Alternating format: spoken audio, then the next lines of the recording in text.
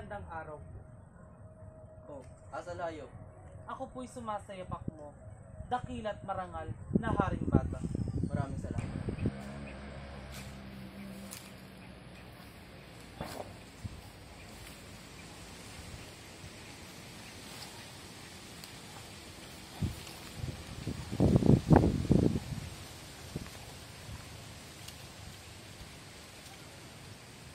Ako po sana ay talagang paparoon sa inyong bahay at may nasang sabihing malaking bagay.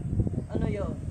Si Taga-Ilog at lahat ng kanyang mga kasama, na pawang mga kapatid niya at kapatid ko rin, nakakaalis din po dito ngayon, ay mangangasakbat ng mga sandat at balak kayong bakahin.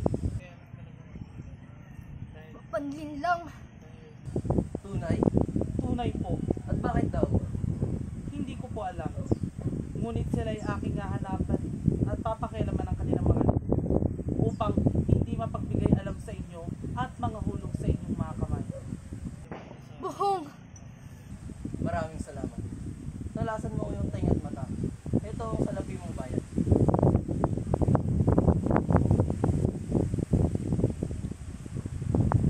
Maraming salamat po. At kung sakaling mga hulog sila lalong na aking kapangyarihan, idadagdagan ko kaya. At bibigyan kita ng kapagpulang mata. Ikinagagalak ko po bigay, haring bata. Hihintayin kita ngayong gabi sa aking tirahan.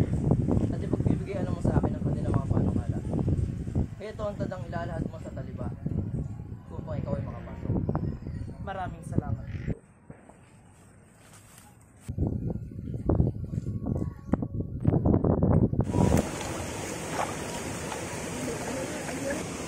Taga-Ilog, ikay aking hinahanap. Okay, gayon din. Kaya aking hinahanap. Tatalakayin ba natin si Haring Bata? Oo, bukas. Kumanda ka today kasama. At paanong paraan ang ating gagawin?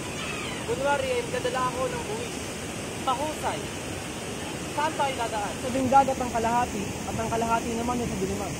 Hetnet, igadatingan ng ating mga bayanong kawa. Kasama ang mga buwaing katabiatan ng sugatan.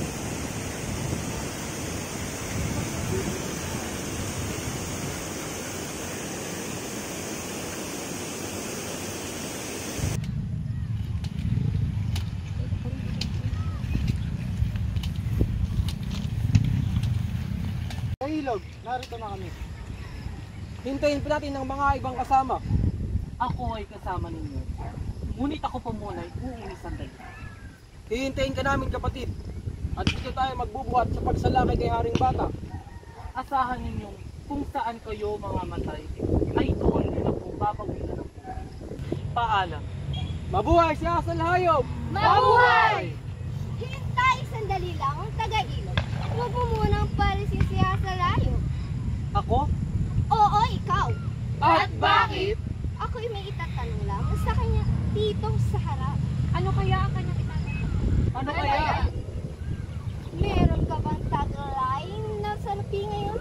Ang salhayo? Wala. Dinig niyo yun? Wala raw. Wala daw siyang taglay na salapi. Ano ngayon? May taglay ka bang tanso dyan sa katawan mo? Sa lupi kang mangkukulam, ano tinatanong mo? Wala ka bang taglay na tanso sa katawan mo? Sumagot ka! Sumagot ka! Wala. Aanhin ko ang tanso.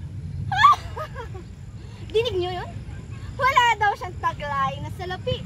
At wala din daw siyang taglay na tanso sa katawan. Git-git si Batala. Ano't nagtatawa ka? Takpin niyo si Asalhayo. At ipinagbili tayong lahat kay Haring Bata. Ako? Ikaw na mismo. Sinungaling silang bayan. Sinasabi kong sinungaling siya.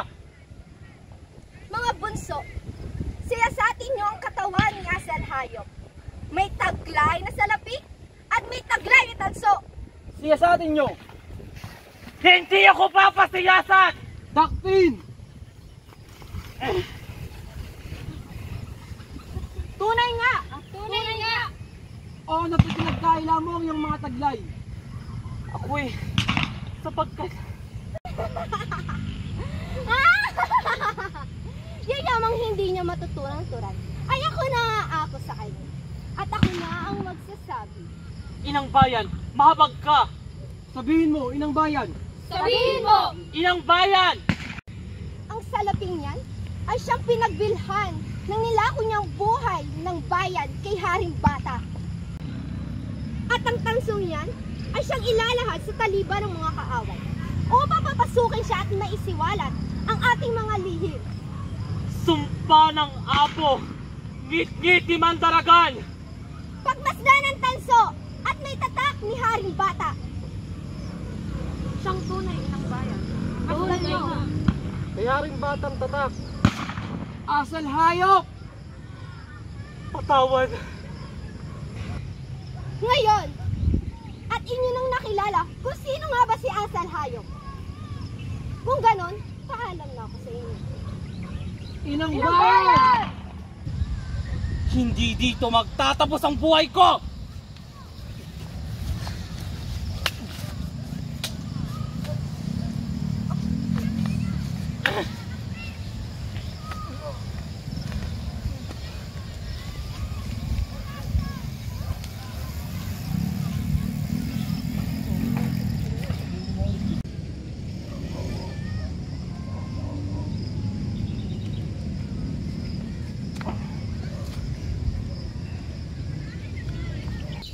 O walang pusong kapatid, walang dangal.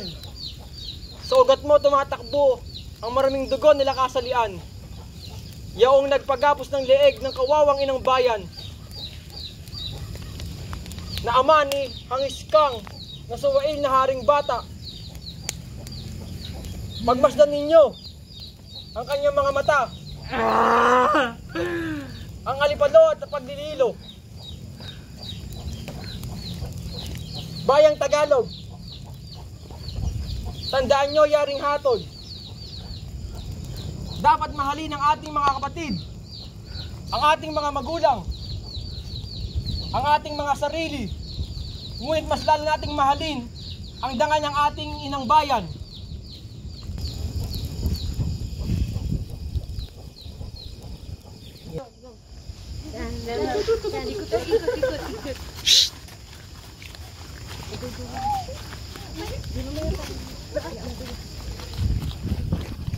Init po.